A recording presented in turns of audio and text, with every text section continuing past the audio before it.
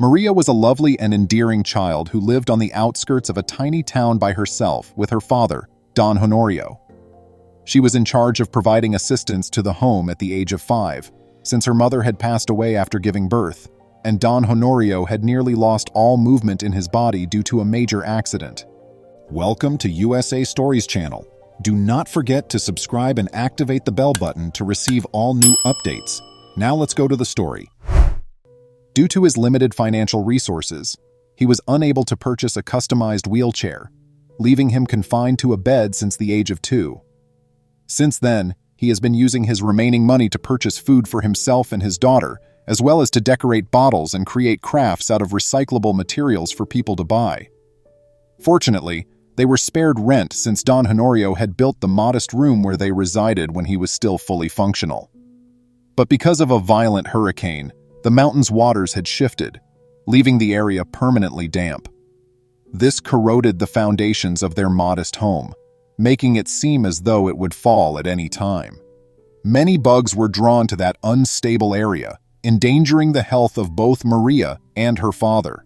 Don Honorio was angry because he was powerless to get them to a safer location and was always concerned for his beloved daughter's safety.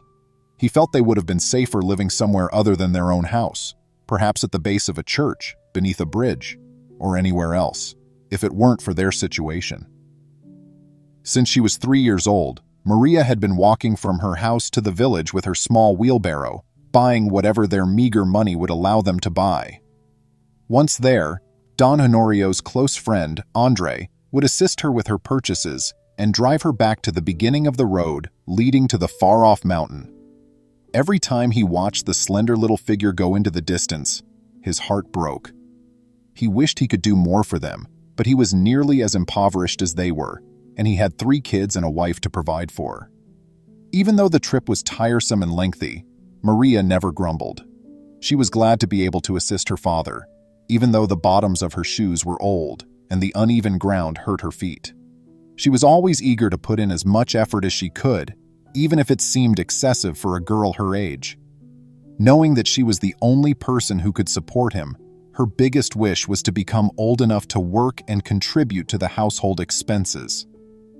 One morning, as she was humming tunes on her way to town, Maria met a woman halfway there. The woman was not elderly, but her gait was like that of an octogenarian. Maria was intrigued and approached her, noting that the lady was wearing a gorgeous scarlet suit and that one of her legs was stiff. Maria asked her, looking at her with brown eyes full of curiosity and the typical innocence of a child. Madam, why do you have a wooden leg? Are you a pirate?" Mrs. Anna laughed at Maria's naive inquiry, a question that under other circumstances could have made her uneasy. Feeling touched by the girl's kindness, she graciously told her that, while her limb was immobile due to a sickness, it was still composed of bone and flesh. After they had both laughed, Maria held out her hand to assist Anna in walking the remaining distance. Anna was touched by the girl's generosity and held her hand as they strolled together, telling Maria the names of most of the flowers and trees they saw and their origins. Anna also told Maria about her daughter, who had passed away a few years earlier, with a hint of sorrow. Her daughter had grown up to be a botanist and had a deep passion for the natural world. Her favorite spot had been the mountains, where she was nearly familiar with the names of all the plants. The only solace Anna had when her daughter died was to go back to the mountains and think of the hours they spent together searching for new flowers to add to their garden. After arriving in town, the two said their fond goodbyes. But Anna couldn't help but think of Maria as she went about her day. She had neglected to ask Maria where she lived or who her parents were, since she had been so preoccupied talking about her own life. She asked around town, but nobody seemed to know anything about her. Although many had seen her, none could pinpoint her specific origin. After a few weeks had gone, and the girl and the woman had not seen one another again, Anna took a little break one morning in the town square. Not far away, a guy was regaling a gathering of people about a courageous girl named Maria, who possessed greater maturity and responsibility than the majority of adults he had encountered. When Anna heard this, she realized right away that it was the same young child who had been so helpful to her months prior. The remainder of the day, Anna spoke with Mr. Andre about Maria. He informed her of her father's illness, the unhygienic conditions in their home, and his disappointment at not being able to assist them more. Such a depressing tale had been told, and Anna was saddened.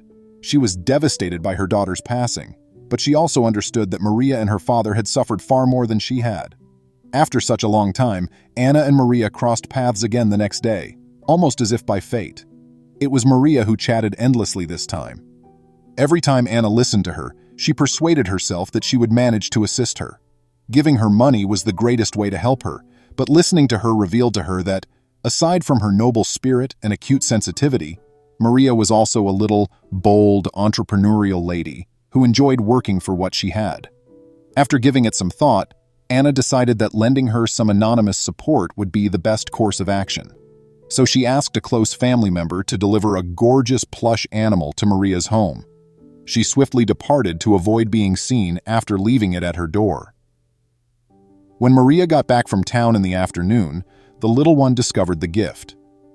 Even though Anna tried to hide her kind act, Maria only needed to hold the plush animal in her hands for a little period of time to recognize that it was from her. Anna's lovely floral aroma permeated the plush animal, and Maria recognized it right away. Anna had sewn a little bag onto it, inside of which she had hidden the cash, and a brief message that read, "There are moments in life when people, flowers, or even teddy bears praise our values. Help that is offered with great love and disinterest makes us stronger and more heartfelt, not weaker. Never allow even the most dry regions to sap the boundless goodness and beauty that you hold within your magnificent interior, no matter how much time passes." Maria sobbed and gave her father a hug when he had finished reading it to her. Her father referred to Anna as the lady in the crimson suit, and she got money from her for a better-maintained little room close to town. Now that Anna could see Maria, it was simpler for her to keep lending a hand. From that point on, they developed a tighter bond throughout time and began to see each other as mother and daughter. As Maria got older, she made the decision to pursue a career in physical therapy in order to better the lives of others like her father and Anna. Because of her exceptional love, compassion, and commitment to her patients, she gained widespread recognition both in her native country and in other cities.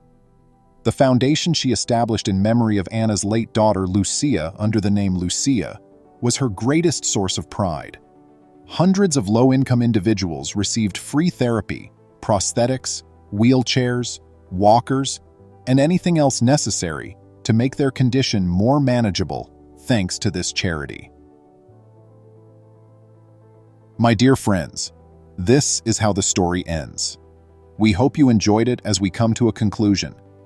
Kindly provide us with all of your feedback, and don't forget to like and share this movie with your friends on social media. Blessings and happy day to everyone. We appreciate you viewing, and we ask that you like and post the video on social media. We'll respond to you as soon as we can. Please remember to subscribe to our channel, give us a thumbs up, and turn on the notification bell so you won't miss any of our videos. If you enjoyed the tale, the next video that plays on your screen will probably move you too.